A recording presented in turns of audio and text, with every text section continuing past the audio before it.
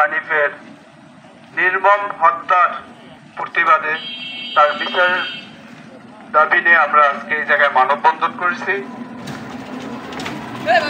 আবু হানিফ আমাদের এলাকায় খুব অত্যন্ত ভালো মনের একজন মানুষ ছিলেন, একজন হাস্যোজ্জ্বল মানুষ ছিলেন। সে সবসময় মানুষের সাথে হাসি মুখে কথা বলতেন, মানুষের সাথে ভালো ব্যবহার করতেন। আজকে সে আমাদের মাঝে নাই। আসলে আমাদের কাছে অত্যন্ত দুঃখের বিষয়। আমরা এই ইলেকট্রনিক্স মিডিয়ার মাধ্যমে সরকারের কাছে আবেদন এবং আইনের প্রশাসনের কাছে আবেদন যেন এই আবু হানিফের সুনির্দিষ্টভাবে তদন্ত করে তার হত্যার বিচার করা হয় এবং তাদেরকে বিচারের আওতায় আনা হয়। এই দাবি রেখে আমি এই জায়গায় সংক্ষিপ্ত বক্তব্য শেষ করছি। আসসালামু আলাইকুম। এই পর্যায়ে বক্তব্য রাখছেন মাওলানা মোহাম্মদ মাসুম বিল্লাহ।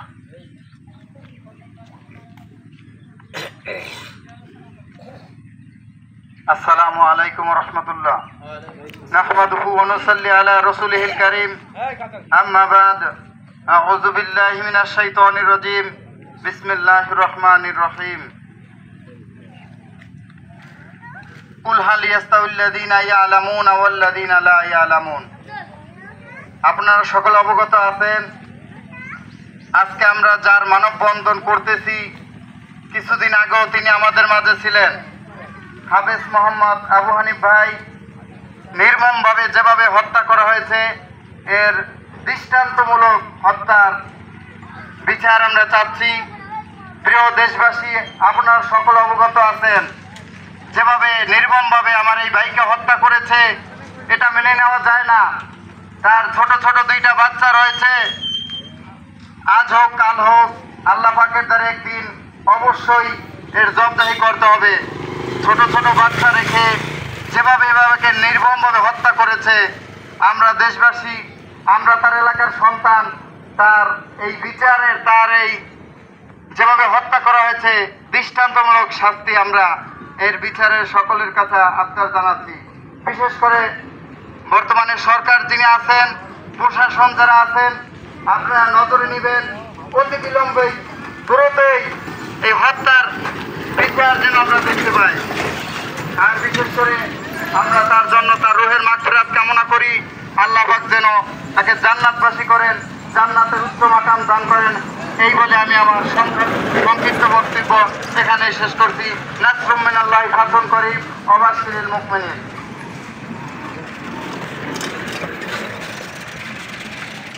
পর্যায়ে আমাদের মাঝে সংক্ষিপ্ত বক্তব্য রাখছেন আবু হানিফের নিকটতম প্রতিবেশী মোহাম্মদ আসাদ মাহমুদ।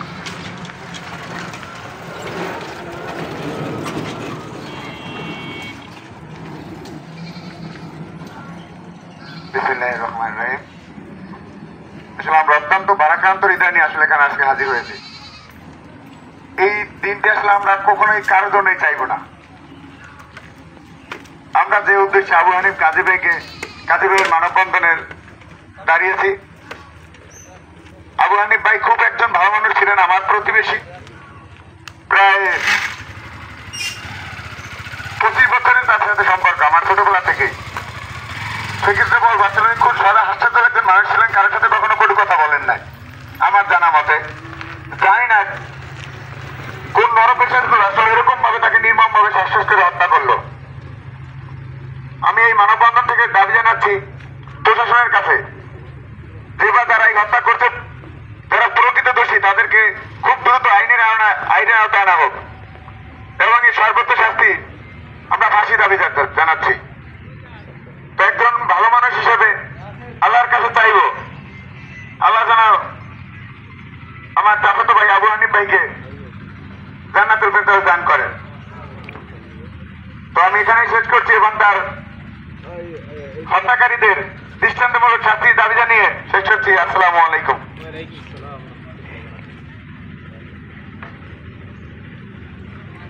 এ পর্যায়ে আমাদের মাঝে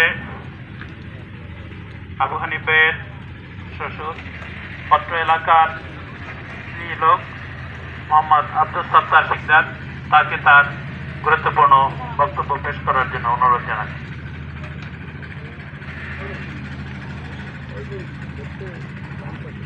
বিসমিল্লাহির রহমানির রহিম।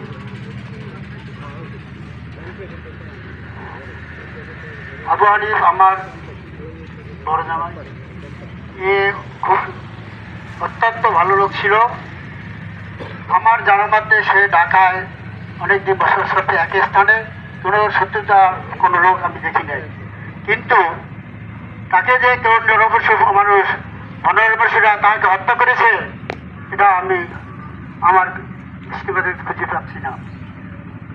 তার এমন কোন লোক নাই যে তাকে এইভাবে হত্যা করবে, আমার তো বিশ্বাস ছিল না। আমি ওই দিন ঢাকা রওনা দিয়েছিলাম আমার একটু প্রয়োজনীয় বোধে, কিন্তু লঞ্চে বসে আমি জানতে পারলাম যে আমার জামাই মারা গেছে, সে তার মারি ফেলেছে। আমার জামাই এই এলাকার ছোট থেকে বড় হয়েছে, অনেক মানুষের সাথে চলাফেরা করে, অনেক মানুষের সাথে ওঠা বসা করে। ঢাকাও দেখছি বহুত মানুষের সাথে সে ওঠা বসা করছে, আমাদের সাথেও চলছে, আওয়ামী লীগের লোকেরও চলছে, কিন্তু তার যে এমন ধরনের পরিণতি হবে তা তো বিশ্বাস করতে পারতেছি না। তা কে বা কারা তাকে মারলো, এটা আমরা এখনো বিশ্বাস আসে না। এমন এমন শত্রুতা কার কোথা থেকে আসলো সেটা আমি বুঝতে পারছি না। আমি সরকারের কাছে বা প্রশাসনের কাছে জোর দাবি জানাই যে নরপশুরা তাকে হত্যা করেছে, হ্যাঁ, তাদের তদন্ত করে এবং তাকে আইনে আওতায় আনে তার সুষ্ঠু বিচারের দাবি জানাচ্ছি আমি। তার যে দুটি বাচ্চা আছে অসহায়, তাদের দেখার মতো কোনো রূপ নেই। সে বাচ্চারা আমাকে সবাইকে ভালো আমি আজকে যুদ্ধ খুঁজে পাচ্ছি না, জীবন দেখি নাই। আর আমার মৃত্যু হবে, আর অকাল মৃত্যুতে এই পরিবারে এই তার ছেলে সন্তান কি অবস্থা হবে, কি যে তার পরিণতি হবে তা খুঁজে পাচ্ছি না। আমি এই প্রশাসনের কাছে বা সরকারের বর্তমান সরকারের কাছে আমাদের আবেদন জানাচ্ছি যাতে তার তদন্ত করে তার একটা সুষ্ঠু বিচার করা হয়। আমরা কোন লোক বা কারা গিয়ে হত্যা করলো সেটার কোনো তথ্য আমাদের জানা নাই। আমি আমি তার বিচারের জন্য দাবি জানাচ্ছি এবং আমার এই সংক্ষিপ্ত বক্তব্য আমি শেষ করছি। আল্লাহ হাফেজ, আসসালামু আলাইকুম।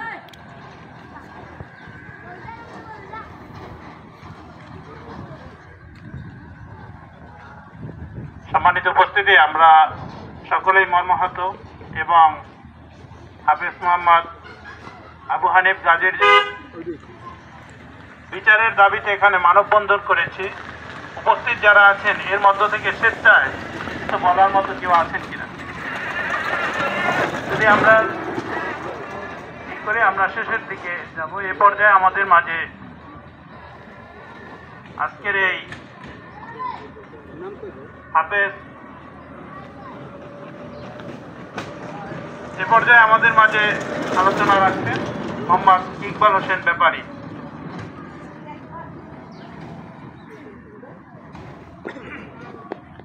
সম্মানিত উপস্থিতি, আসসালামু আলাইকুম। আপনারা সবাই অবগত আছেন যে হাফেজ মোহাম্মদ আবু হানিফ ভাই আমাদের এই নাজিরপুরের এই সন্তান। তিনি গত কয়েকদিন আগে ঢাকায় নির্মমভাবে হত্যাকাণ্ডের শিকার হয়েছেন। জানি না কারা এই গর্হিত কাজ করেছে, তবে প্রশাসন এবং এই সরকারের কাছে আমাদের আকুল আবেদন থাকবে, বিশেষ করে আমাদের নাজিরপুরবাসীর পক্ষ থেকে আকুল আবেদন থাকবে, আপনারা সুষ্ঠু তদন্তের মাধ্যমে এই দোষীদের চিহ্নিত করে দৃষ্টান্তমূলক শাস্তির ব্যবস্থা করবেন, যাতে ভবিষ্যতে কেউ যেন এরকম হত্যাকাণ্ডের শিকার না হয় বা এরকম হত্যাকাণ্ড করতে না পারে। এই কথা বলে আমি আমার সংক্ষিপ্ত বক্তব্য এখানে শেষ করছি। আর হাফেজ আবু হানিফ ভাইয়ের জন্য সবাই দোয়া করবেন। তার রুহের মাগফিরাতের জন্য সবাই দোয়া করবে। এবং একই সাথে তার যে ছোট ছোট দুটো সন্তান আছে তাদের জন্য এলাকাবাসীর পক্ষ থেকে কিছু করার চেষ্টা করবেন এই আশাবাদ ব্যক্ত করে আমি আমার সংক্ষিপ্ত বক্তব্য এখানে শেষ করছি। আসসালামু আলাইকুম। ওয়ালাইকুম আসসালাম। এ পর্যায়ে আমাদের মাঝে সংক্ষিপ্ত বক্তব্য রাখছেন হাফেজ মাওলানা মোহাম্মদ আবিদুর রহমান।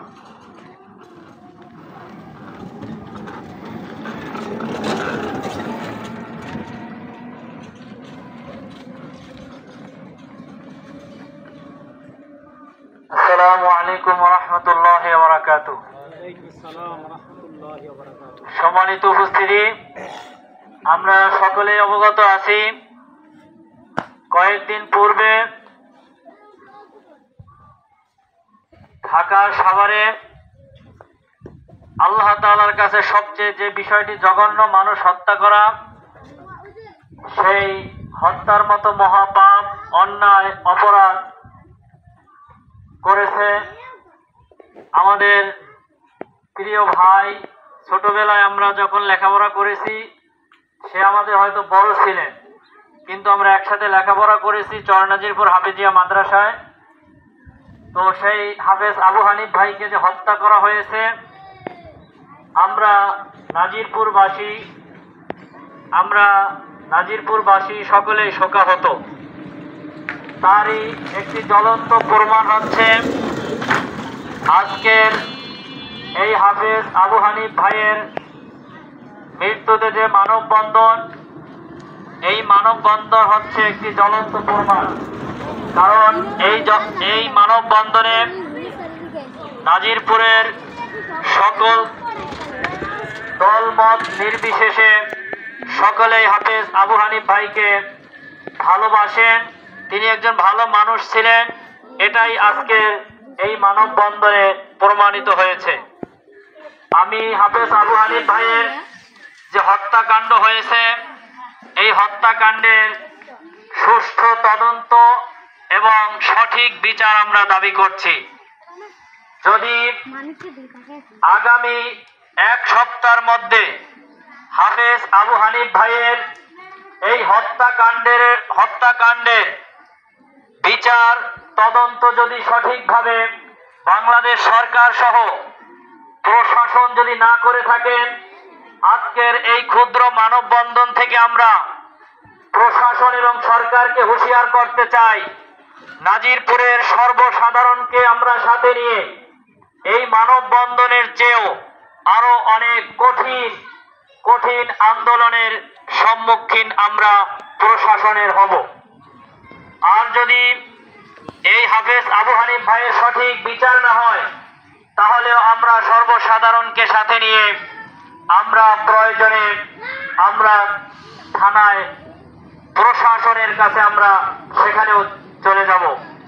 অত্যন্ত দুঃখের সাথে বলতে চাই, হাফেজ আবু হানিফ ভাই চলে গেছেন, সেটা আমরা হয়তো কয়েকদিন পরে আমরা সেটা মেনে নিতে পারবো, কিন্তু হাফেজ আবু হানিফ ভাই যে দুইটি সন্তান রেখে গেছেন, তার স্ত্রীটাকে আজকে বিধবা করে চলে গেছেন, আসলে এই পরিবারটার দিকে একটু লক্ষ্য করলে আমরা কিন্তু অনেক শোকাহত হই। আসলে এইরকম হত্যাকাণ্ডের যদি আমরা সঠিক বিচার আমরা না করি, আর যদি এর সুষ্ঠু তদন্ত না হয়, তাহলে এরকম আজকে রাতের আঁধারে দিনে বিভিন্ন সময় এই নরপশুদের হাতে সহজ সরল মানুষগুলো হত্যার শিকার হতেই থাকবে। সম্মানিত উপস্থিতি, প্রিয় মিডিয়ার ভাইদের মাধ্যমে আমরা সকলকে জানিয়ে দিতে চাই, হাফেজ আবু হানিফ ভাইয়ের হত্যাকাণ্ডের বিচার আমরা অতি দ্রুতই দেখতে চাই। এই বলে আমি আমার সংক্ষিপ্ত বক্তব্য শেষ করছি। আসসালামু আলাইকুম ওয়া রাহমাতুল্লাহ।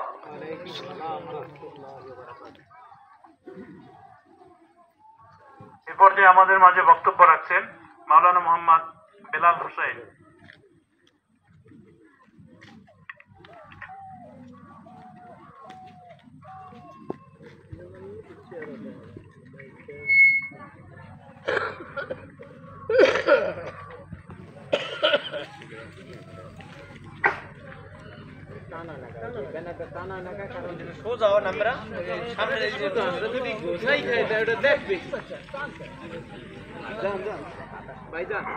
আসসালামু আলাইকুম ওয়া রাহমাতুল্লাহ। সম্মানিত উপস্থিতি, সাভার আশুলিয়ায়, বিরুলিয়ায়